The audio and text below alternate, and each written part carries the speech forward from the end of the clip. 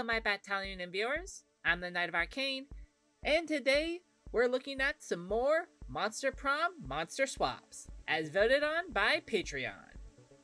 Even though this is only the second video we've done, this series is becoming a lot of fun, and glad I decided to do this with Patreon.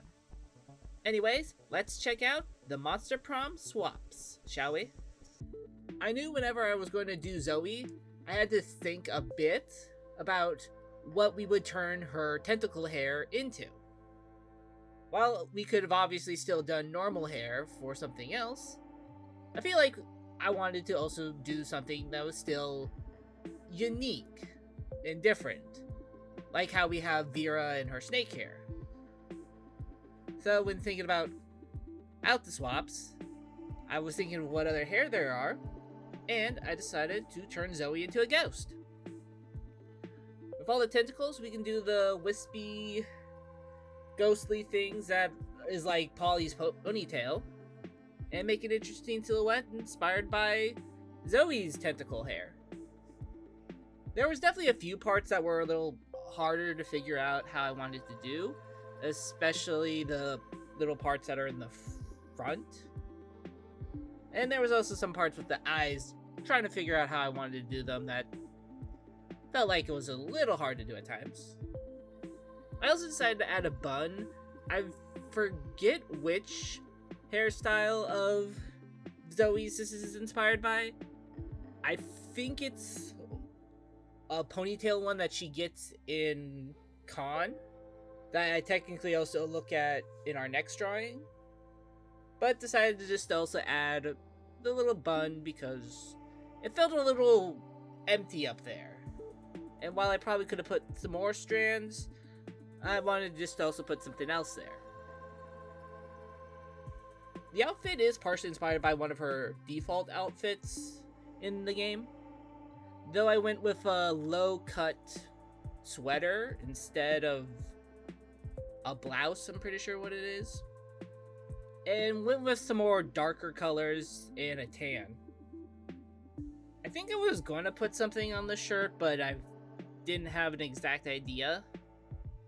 Maybe we'll have another drawing of this design in the future with something on there. But I for sure wanted to have some pins on her suspenders, and went with a transgender pride heart and a Garfield pin for, obvious reasons. And if anyone is worried, no, she didn't die because of being trans. That's definitely not in the story. But after she died, she experimented a bit, especially because she is a ghost still, so she can be very old still. Like, maybe not as old as, like, say, Liam or Zoe as an eldritch being, but old enough to, like, think a bit and experiment and find out that she, well, is a she. She didn't die to hate crimes. I'm not going to do that, especially in this. There was definitely some parts with the face I wasn't entirely sure, with the mouth, or especially the nose, so I just went kind of simple with the nose.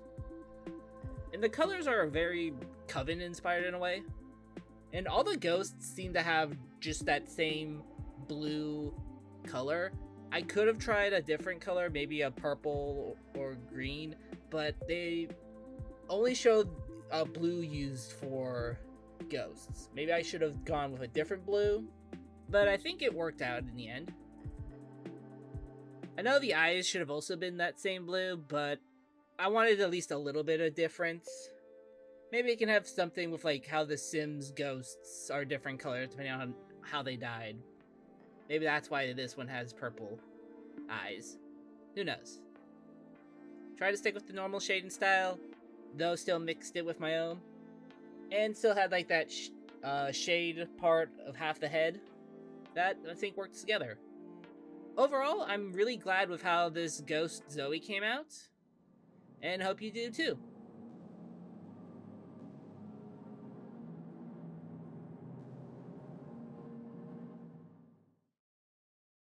This weekly video was voted on by the patrons over on Patreon, who, starting at $3 a month, can vote on monthly and weekly art polls like this one, get early access to content, and get monthly art rewards starting with character headshots. So if you can, head over to Patreon to become a patron today. Every little bit helps. Anyways, now back to the video. I think one of the easiest reasons why I decided to turn Polly into an Eldritch being is because of this one Zoe outfit in Con that I saw, where she does have the ponytail, much like how Polly has a ponytail, for the most part. So I used that to inspire her tentacle ponytail here. It still was a little hard trying to turn her normal hairstyle in the front into tentacles, but I think I got something pretty cool down that looks a lot like it. Originally, one tentacle was just going to be in the front of the body, you know, kind of like how some ponytails are.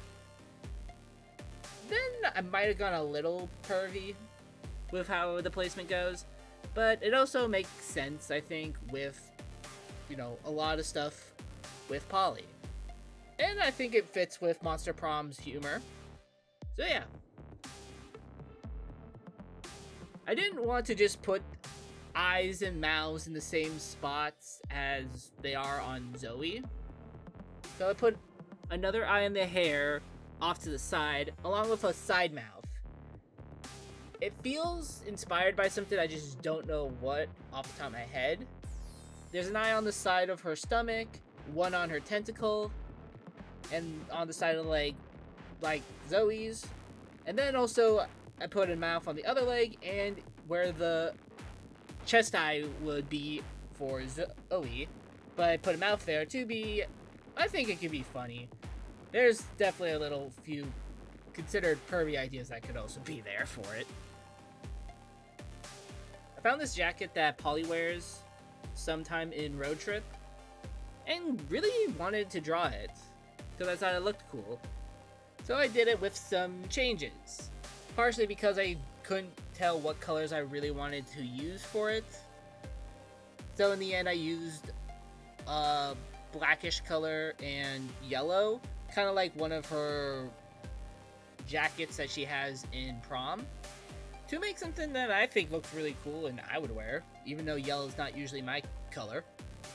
I did go with just some jean shorts and some boots that have, I don't know if those are socks or part of the boot.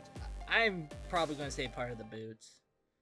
And went with just a bikini top. And also a scarf. I do kind of want to use this fit on someone, I just don't know who. The outfit had a lot of the same colors that her outfits had.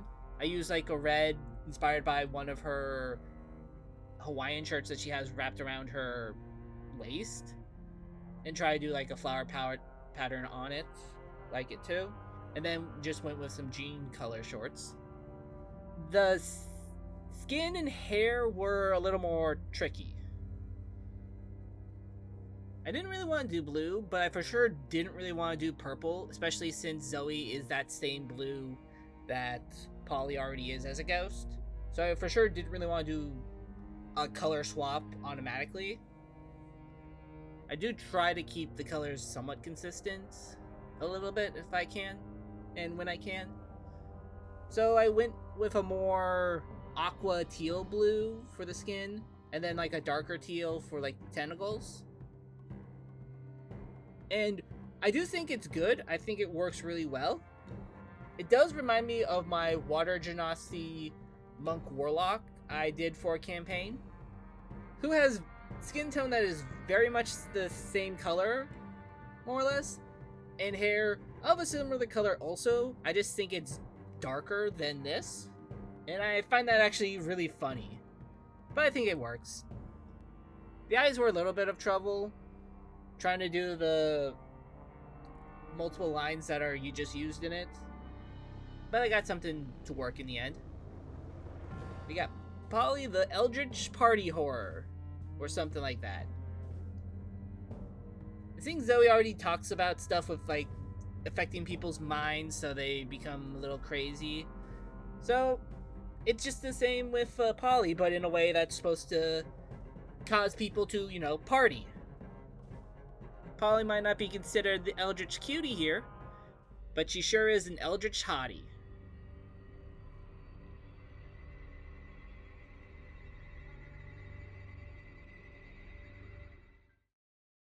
And that was round 2 of the Monster Prom swaps. Again, this was fun, and I think I came up with some good designs. But let me know in the comments what you think of them.